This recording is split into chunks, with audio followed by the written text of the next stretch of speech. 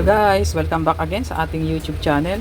So for today's video ay magluluto tayo ng simpleng ulam, ginisang ampalaya. Ito na guys yung ating ampalaya, nagayat-gayat na natin ng maninipis. At ito guys ay binabad na sa tubig na may asin. At ito naman guys yung ating mga panggisa, bawang, sibuyas at kamatis. Maglalagay tayo guys ng konting pampalasa. At ito guys yung ating itlog. At ito naman guys yung ating pangsahog, giniling sa lata.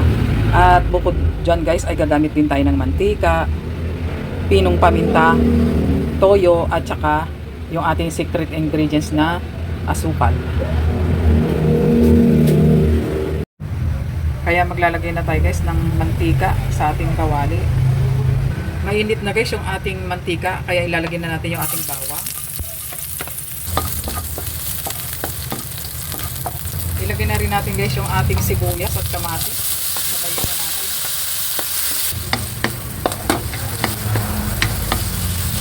At ilagay na rin natin guys yung ating giniling. At takpakan na rin natin guys ng ating pinong paminta. At takpakan na rin natin guys ng liquid seasoning, pampabango, pampalasa na rin sa ating ginigisa.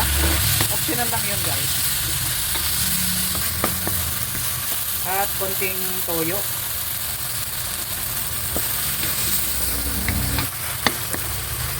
At maglalagay tayo guys ng isang tasang tubig.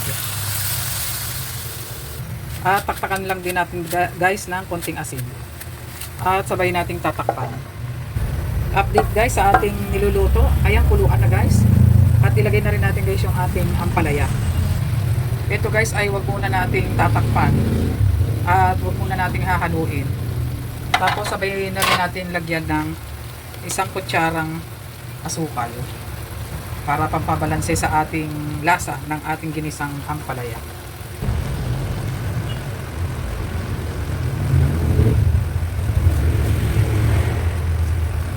Ayan guys, pwede na natin haluin yung ating ampalaya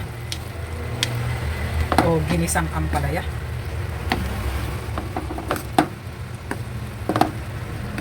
At ito guys ay pwede na natin siyang takpan. Update guys ulit sa ating niluluto. Halu-haluin natin ulit guys. At maglalagay lang tayo guys ng konting pampalasa. Sabay halo-halo.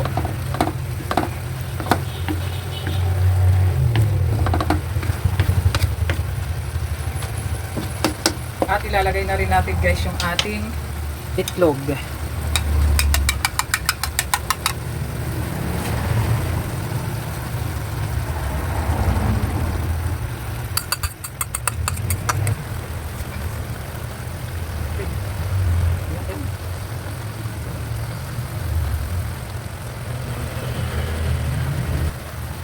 Haluin natin guys. At ito ay luto na.